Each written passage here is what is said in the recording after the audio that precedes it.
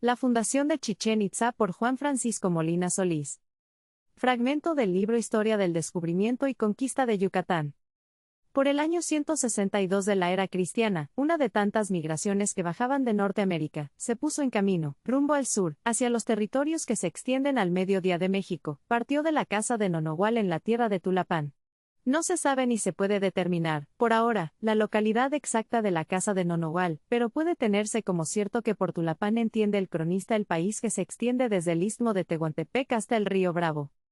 Hay historiadores que sostienen que Tulapán se confunde con Tula, pretendida capital de los toltecas, y otros lo consideran como un nombre mitológico, establecido para designar el origen antiquísimo y desconocido de las emigraciones que vinieron a Yucatán.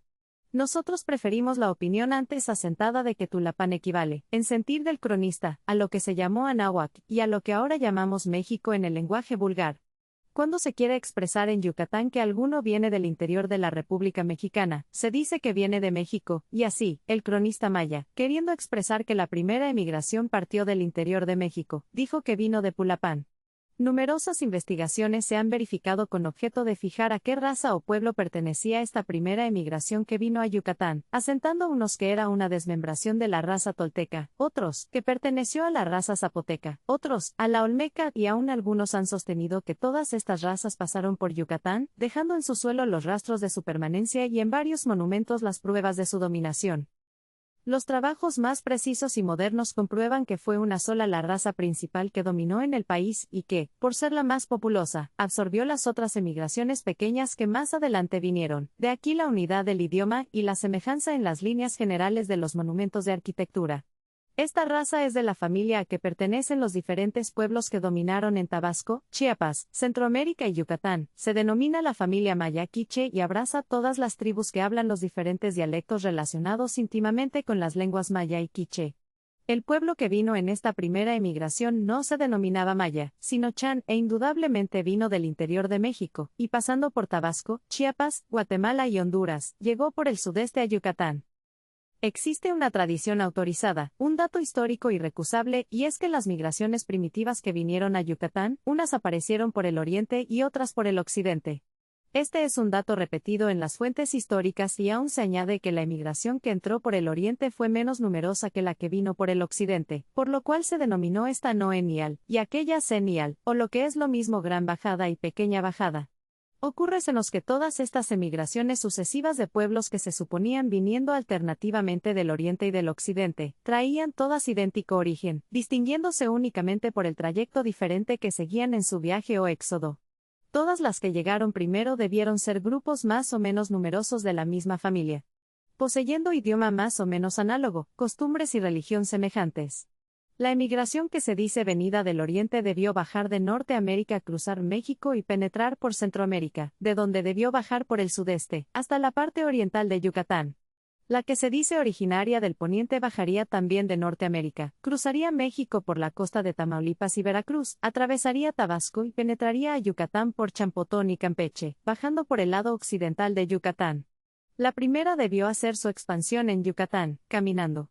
de oriente hacia occidente, y por esto la tradición enseñaba que había venido del oriente, en tanto que la otra debió extenderse caminando de poniente hacia oriente, y de allí provino que se dijese había venido del poniente. La una se extiende de Bacalar a Chichén Itzá, a Izamal, a Motul, y a Mérida o Teo, la otra, de Champotón a Campeche y Uxmal. Las pruebas de nuestra opinión se encuentran en la situación de las ruinas esparcidas en el territorio de Yucatán. No puede negarse que las ruinas de grandiosos edificios sembradas de trecho en trecho por el lado oriental, viniendo desde Honduras por el sudeste, marcan el itinerario de la primera emigración acaudillada por Olon Chan. Todas esas ruinas son vestigios de templos dedicados al culto o de palacios destinadas a los grandes dignatarios políticos o sacerdotales, pues, a nuestro juicio, los mayas, con excepción de los príncipes y sacerdotes, vivían en casas de paja, parecidas a las que conocieron los españoles al descubrir la tierra. De aquí es que, conforme iban caminando en su larga peregrinación, iban sembrando el suelo por donde pasaban de monumentos dedicados a sus divinidades, o de palacios que servían de morada a sus caciques y sacerdotes. Llegaban a un lugar, lo consideraban adecuado a sus proyectos y deseos, y se establecían en él.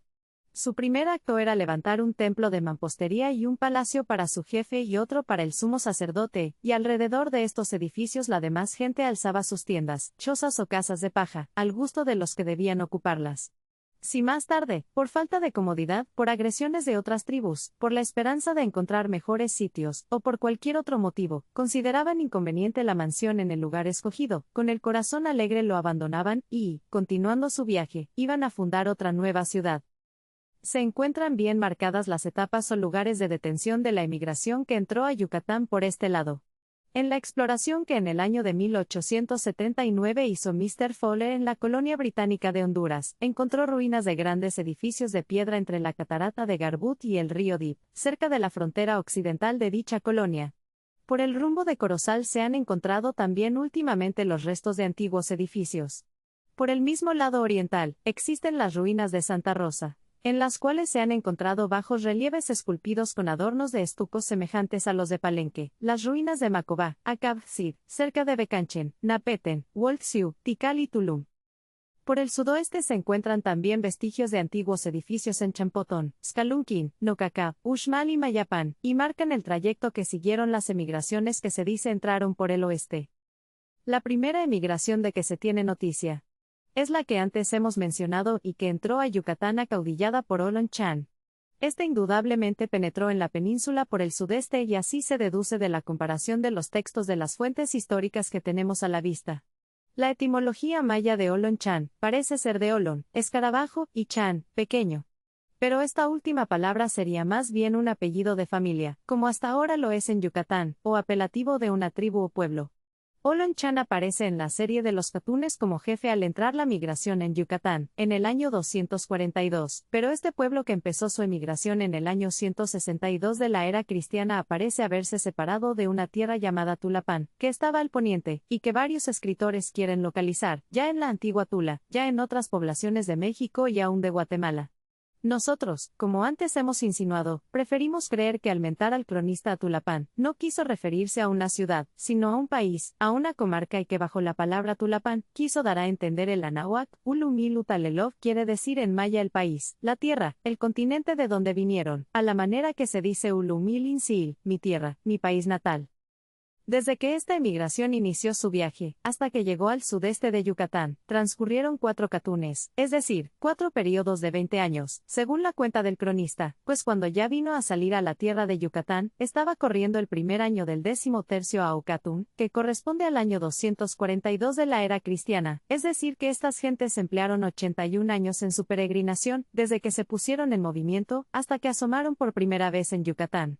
En este largo periodo, de seguro se detuvieron varias veces en el tránsito, fundando ciudades a juzgar por su conducta en Yucatán. Deben conservarse las ruinas de esas ciudades, aunque no se pueden identificar por falta de documentos auténticos.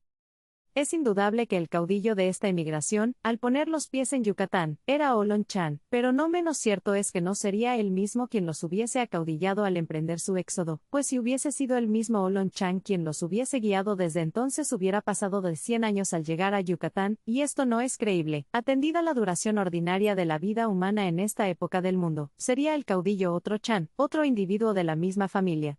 Porque parece ya definitivamente comprobado que los jefes de esta emigración fueron chanes, y ya veremos más adelante que uno de los territorios que ocupó esta emigración permaneció hasta la venida de los españoles como cacicazgo de la familia Chan, y que otros lugares ocupados por estas gentes conservaron el distintivo de Chan o Chacán, vocablos de análoga significación en los primeros tiempos.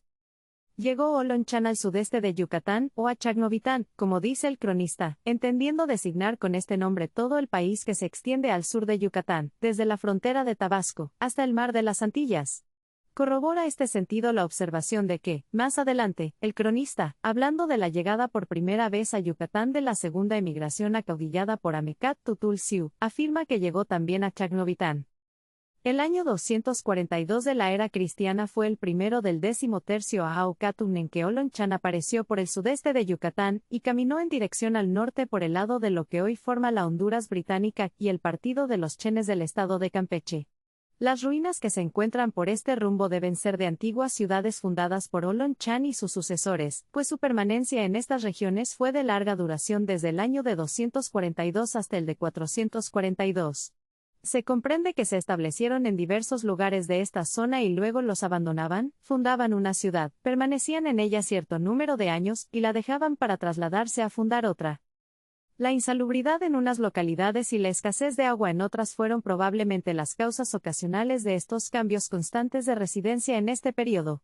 Así, variando constantemente de morada, llegó el cuarto a Aucatún, que corresponde al año 462 de la era cristiana, y los chanes, en su necesidad de explorar nuevas tierras hasta encontrar dónde establecerse definitivamente, siguieron hacia el norte y descubrieron el puerto de Sillancán, Bacalal o Bacalar, cuya situación atrajo sus miradas como lugar a propósito en que podían fundar la capital de sus dominios. Se trasladaron a Bacalar, establecieron allí su gobierno, poblaron el país y fundaron el cacicazgo de los chanes, que se conservó inalterable hasta la época de la dominación española. Su gobierno y dominación en Bacalar duró el cuarto Au, el segundo Au y el 13 Au, es decir, 60 años, que corresponden a 462 hasta 502 de la era cristiana. En esta época descubrieron los chanes el asiento de Chichén Itzá, y es probable que en ella también hubiesen fundado las ciudades de Tulum y Tanca, situadas en la costa oriental.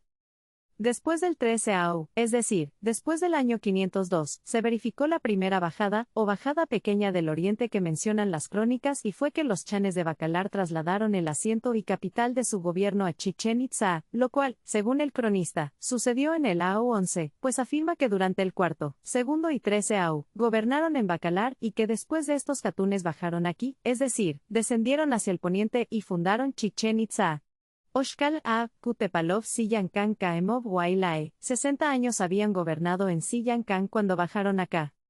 Al establecerse los chanes en Chichén Itzá, trajeron consigo al gran sacerdote Samná ol Samná, hombre sabio que puso nombre a los parajes y tierras, sitios, montes y promontorios de Yucatán y que inventó los primeros caracteres que sirvieron de letras a los indios. Este gran sacerdote llamábase también Laikin Chan, que en lengua maya quiere decir, el sacerdote Chan que vino del oriente. Dicen que en Izamal, junto a un cerro donde se fundó y aún existe un convento de franciscanos, había un templo dedicado a un ídolo que se llamaba Itzamal Ul, rocío diario que llega, que los indios de los primeros tiempos de la dominación española decían que este Itzamal Ul había sido un gran rey o señor de Yucatán que era obedecido como hijo de los dioses y que cuando le preguntaban cómo se llamaba o quién era, no respondía sino con estas palabras Lsenkan, Itzen Muyal que quiere decir soy el rocío del cielo, el rocío de las nubes. Algunos historiadores confunden a este personaje llamado Itzamal Ul con Samná, acaso por la semejanza del nombre, hay quien lo considere como fundador de la ciudad de Izamal. No creemos que estas opiniones sean exactas, Samná era un sacerdote, no un rey, mientras que Itzamal Ul fue rey de Izamal, aunque con mucha posterioridad a la época en que Samná vivió y enseñó sus doctrinas en Chichén Itzá. Samná vino con los chanes a fundar Chichén Itzá, Ltz Amal Ul fue rey de Izamal en los tiempos de la Confederación de Mayapán. La ciudad de Izamal no fue fundada por Samná ni por Itzamal Ul, sino por otros guerreros, como veremos más adelante. Ese rey Itzamal Ul, a quien se refiere Cogolludo, es el mismo que está bien designado, bajo el nombre de Itzmal Uli, en el número 10 de la serie de los Catunes y con el nombre de Aitzmal en el Chilán Balán de Chumayel. Mientras que en el primer año del cuarto Au, que en la era cristiana corresponde al año 462, se establecían los chanes en Bacalal, otra emigración estaba en camino acaudillada por Amecat Tutul Siu.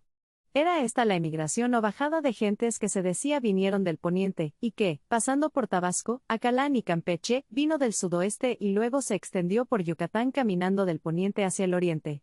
Llegó a Mecat Tutul Siu a Chagnovitán, o sea la parte meridional de Yucatán, en el segundo Au, o sea 482 de la era cristiana.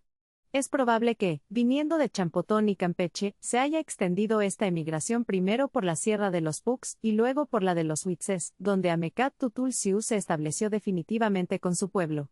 Los vestigios del trayecto seguido se encuentran en las ruinas de edificios antiguos escalonados desde Champotón hasta Uxmal, de las cuales podemos citar las de Suelen, Sio, Tancuiche, Opichen, Tikul, Nojpat, Skoch, Cabá, Sayí, Sabaché, Sacbe, Skoloc y Uxmal. La Sierra de los Huitzes y sus contornos se convirtieron en asiento definitivo de este pueblo, y allí se multiplicó, fundó ciudades populosas y extendió sus dominios, hasta ponerse en contacto con el pueblo que viniendo del sudeste había ocupado a Bacalar y Chichén Itzá. El pueblo de los Siús pertenecía a la misma raza que los chanes, aunque era una tribu distinta. Hablaban ambas tribus el mismo idioma maya, y tenemos la prueba de ello en que uno de los jefes más notables del pueblo de los Siues se llamó Niquilchac, vocablo de la más pura lengua maya. Algunos autores atribuyen a la emigración acaudillada por Amecat Tutul Siu el descubrimiento de Bacalar y Chichén Itzá, y por consiguiente la fundación de los cacicazgos de estas dos regiones. No podemos convenir con ellos. De aceptar esta opinión resultaría que el pueblo acaudillado por Olonchan llegó a Chagnovitán y no se internó en Yucatán, o bien que apareció y desapareció del país sin dejar vestigio alguno ni recuerdo de su dominación. Porque si Amecat Tutul Siu hubiese fundado a Bacalar y a Chichén Itzá, entonces la familia de los Siues sería la más antigua de Yucatán, la fundadora de todas las grandes ciudades, y ni huella quedaría de las fundaciones de los chanes. Pero si esta hipótesis fuera cierta, entonces, ¿cómo explicarse que el cacicazgo de Bacalar se haya llamado el cacicazgo de los chanes y que los habitantes de Chichén Itzá, al ir a establecerse a Champotón le hayan llamado Champutún o Champetén, es decir, la tierra de los chanes? ¿No sería más lógico que si Amecat Tutul Siu fundó a Bacalar y a Chichén Itzá, y sus descendientes a Champotón, en lugar de llamarse a Bacalar el cacicazgo de los chanes, se hubiese llamado cacicazgo de los Siues, y en vez de decirse Champotón se hubiese dicho Siupotón? A los Siues siempre se les consideró como extranjeros en Yucatán, es decir, como invasores, como hombres que vinieron al país cuando éste ya estaba poblado. Es la razón por la cual tuvieron siempre como tenaces adversarios a los Itzáes y a sus descendientes los Cocomes, quienes se consideraban como aborígenes en la península y, como tales, dueños y poseedores de la tierra. Estas razones nos hacen creer que en la serie de los Catunes los sucesos referidos en los números 4, 5, 6 y 7 se refieren al pueblo acaudillado por Olonchan.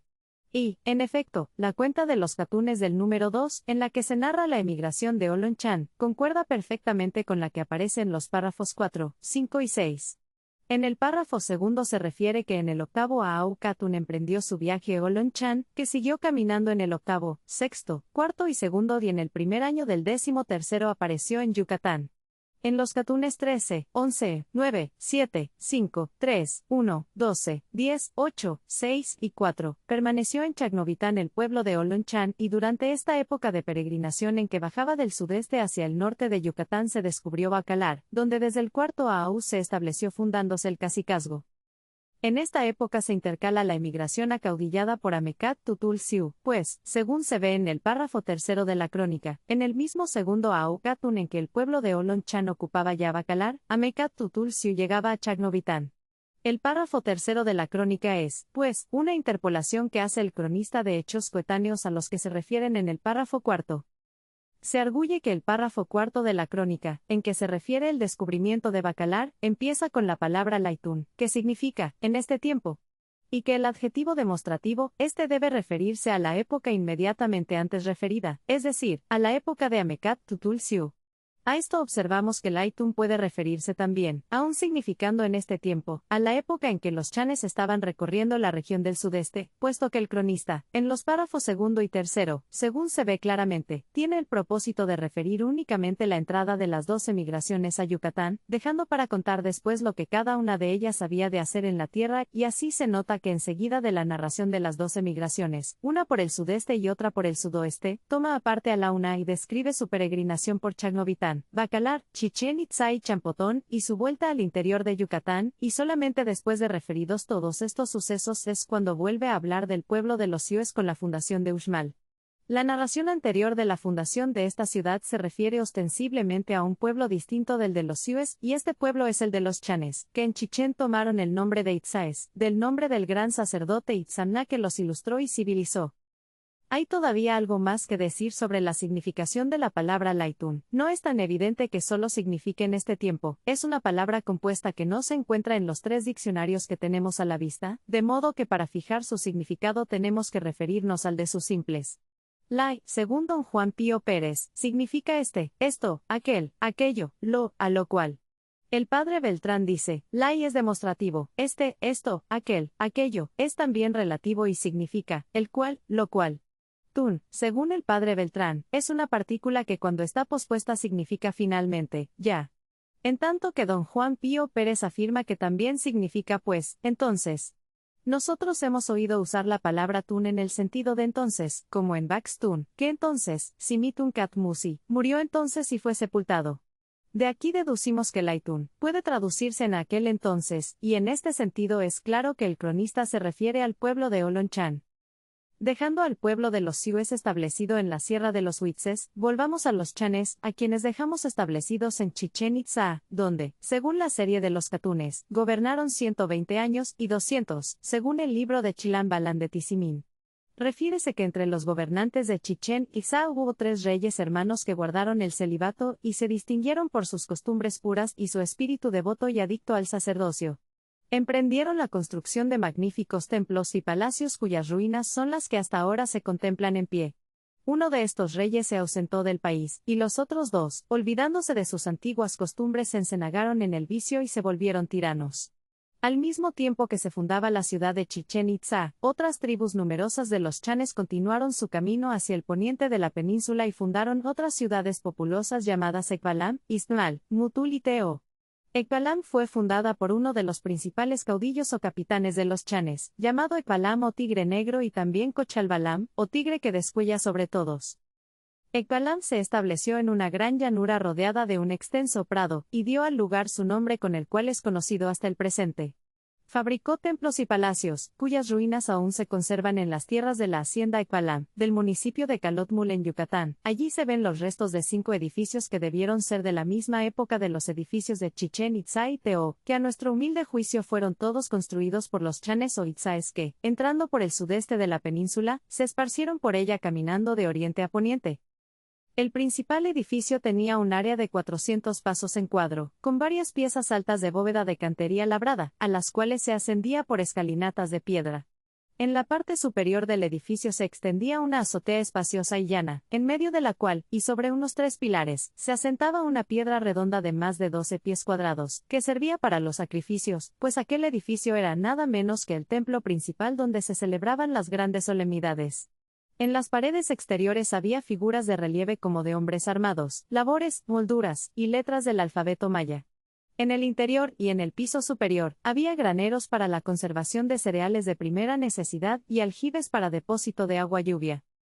Dícese que Ekbalam tenía bajo sus órdenes 4 caudillos subalternos que le ayudaban en el gobierno del pueblo y que eran como él hombres despejados, hábiles y de costumbres puras. Ekbalam, de corazón recto y elevado espíritu, gobernó sabiamente algunos años y extendió su poder no solo al pueblo de Ekbalam y su comarca, sino también a otros pueblos lejanos, pasaba por agorero y adivino, y es probable que además de la autoridad política, reuniese en sus manos la autoridad sacerdotal.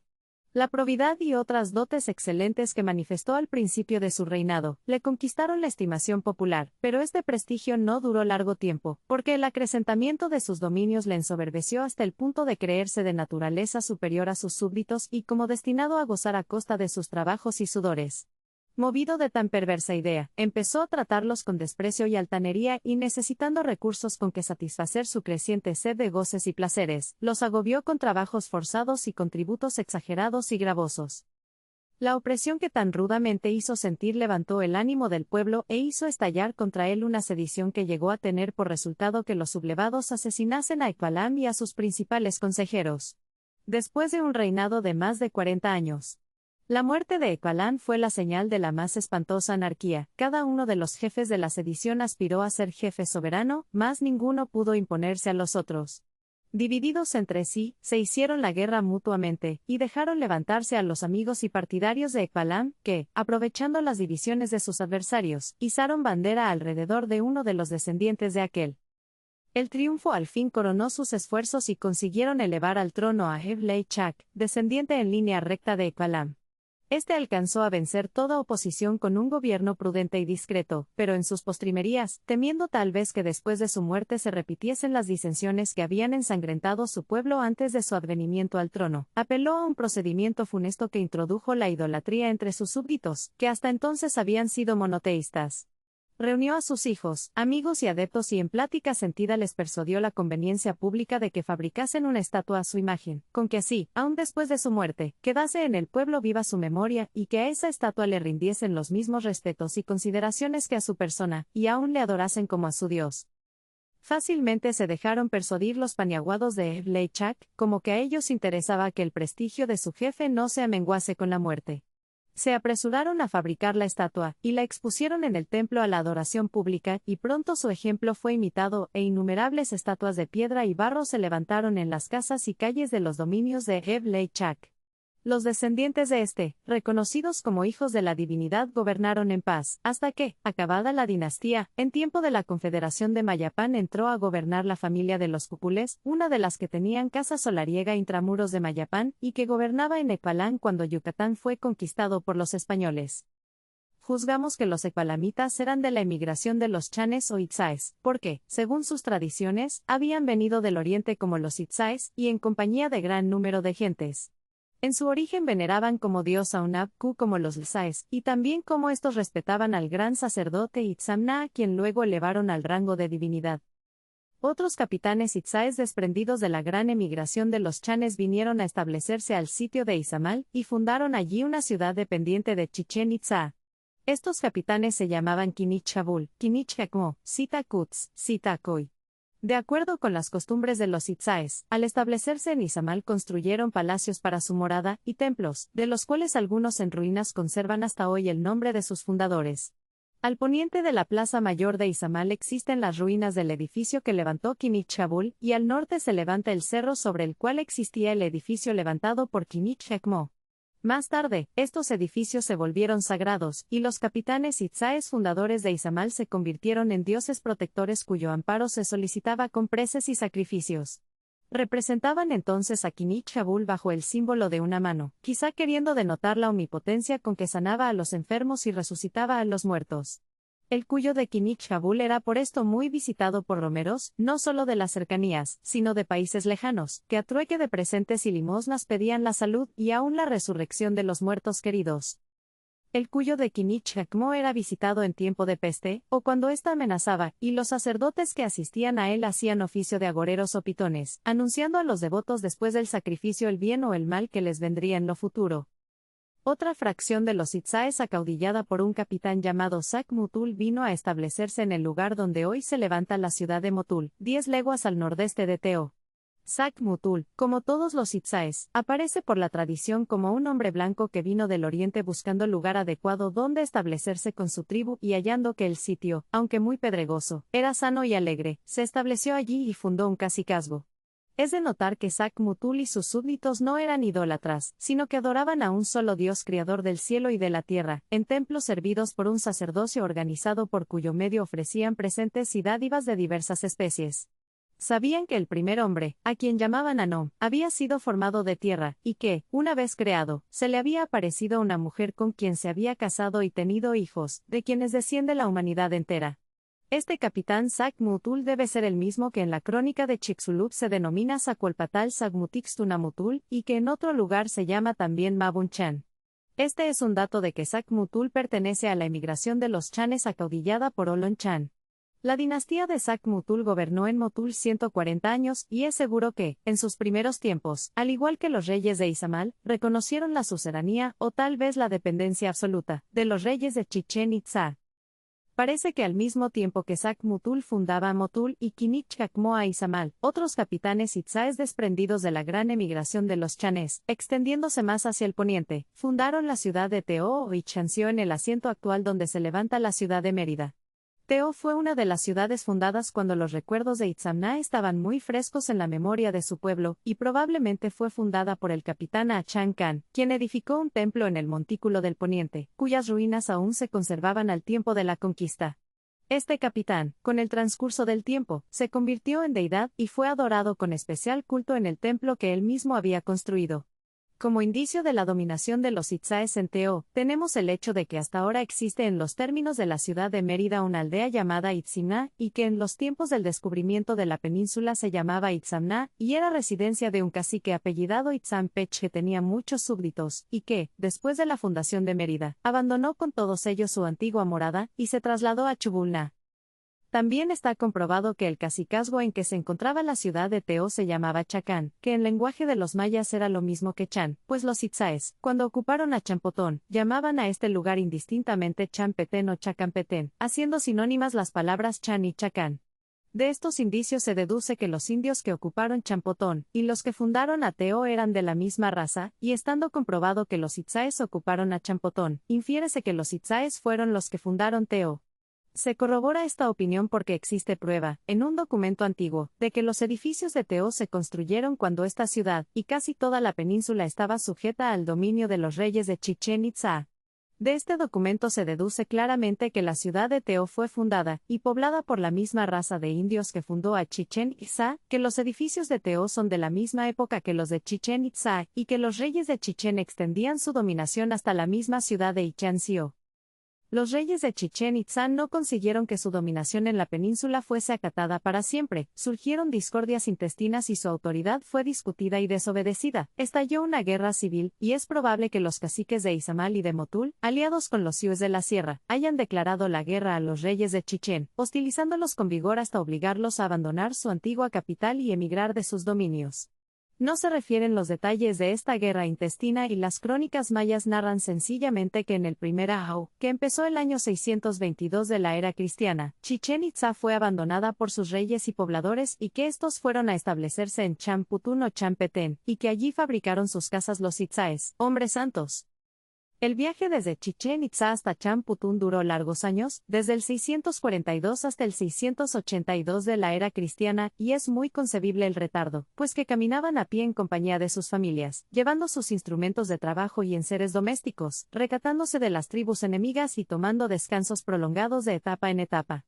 Caminaron el 12º, 10º y 8º Ahau, y hasta el 6º Ahau, que empezó el año 702 de la era cristiana, hubieron de apoderarse de Champutún, que debía ser un pueblo pequeño, a juzgar por el título que le dan las crónicas mayas. Caca y Chacamputún denomina a la población la crónica de Chumayel y su significado es pueblecillo de Champotón, y se forma la palabra de Caca, pueblo pequeño y la partícula añadida para indicar que es complemento del verbo.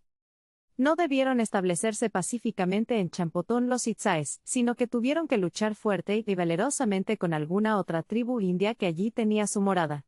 Así lo hace presumir la crónica de Chumayel, que, mencionando la toma de Chacamputún por los Itzáes, afirma que 13 divisiones de guerreros pelearon por establecer sus casas en esta localidad y, al decir 13 divisiones, no es porque realmente solo 13 cortes de guerreros hubiesen intervenido en el asedio de Champotón, sino para manifestar que fueron en gran número los que tomaron parte en la pelea.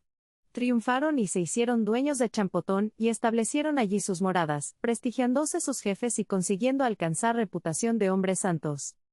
Creemos que Chacampetén o Champetén no tenía este nombre antes de que los fugitivos Itzáes se apoderasen del lugar, y presumimos que los mismos Itzáes después de su victoria lo apellidaron así, en recuerdo de sus antepasados los chanes. No hay que olvidar que al entrar por vez primera a Yucatán se llamaban chanes, del nombre de su caudillo Olon Chan.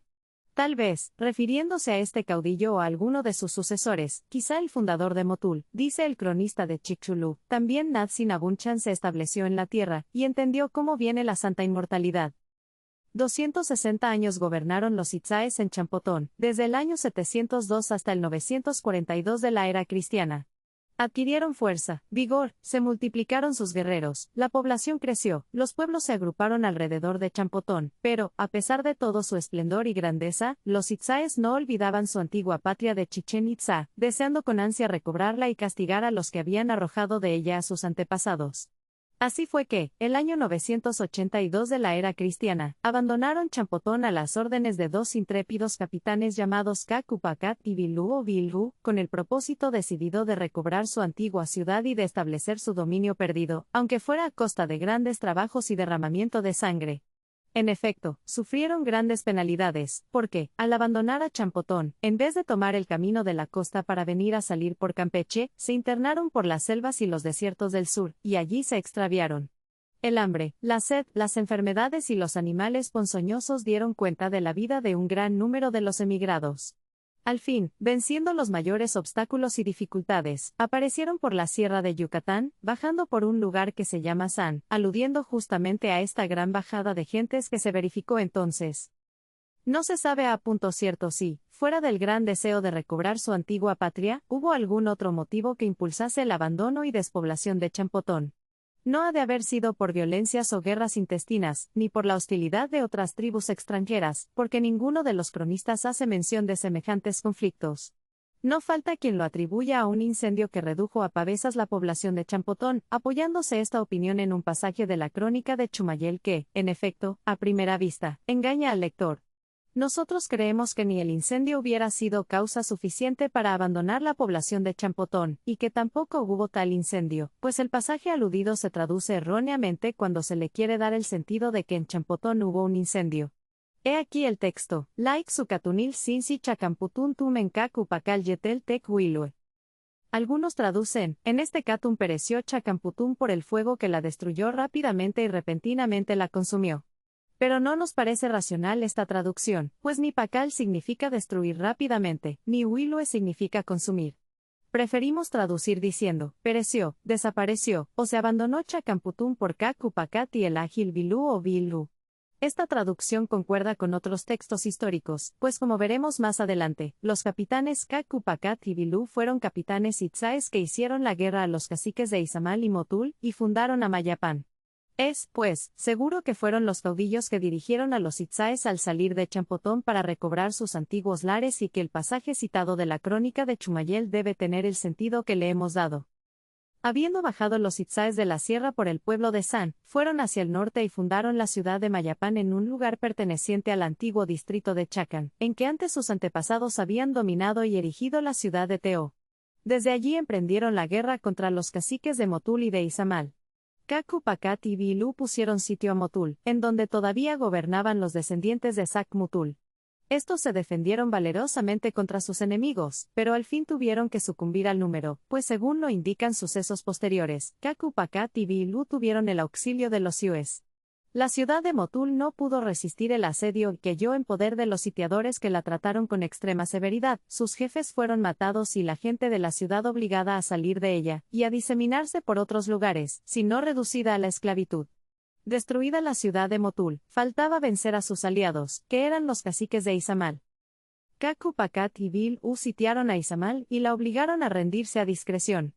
¿Acaso la resistencia que opusieron los de Izamal hubiese sido menos tenaz? A juzgar por la diferencia de trato que recibieron de los vencedores, la ciudad no fue destruida, y sus habitantes fueron respetados, conformándose los capitanes triunfantes con que reconociesen su soberanía y desde entonces Izamal continuó teniendo un cacique, que después, como veremos, entró a formar parte de la Confederación de Mayapán. De Cacupacat se decía que en los combates llevaba siempre un escudo de fuego, y más tarde fue elevado al rango de divinidad, y se le adoró como dios, no solo en la ciudad de Izamal, sino también en otros lugares de la península. Respecto de Bilú, es probable que hubiese fijado su morada en Izamal, pues su nombre tiene analogía con la etimología primitiva del nombre de Izamal, el cual, según un documento antiguo ya citado en esta obra, significa lugar de iguana, y Bilú en lengua maya significa la iguana que no tiene espinas en el lomo. Vencidos todos los enemigos y reconocido el dominio de los intrépidos capitanes itzáes fundadores de Mayapán, no olvidaron estos levantar de sus cenizas su antigua capital, restauraron Chichén Itzá, la cual volvió a ser asiento de otro cacique soberano que también entró en la Confederación de Mayapán.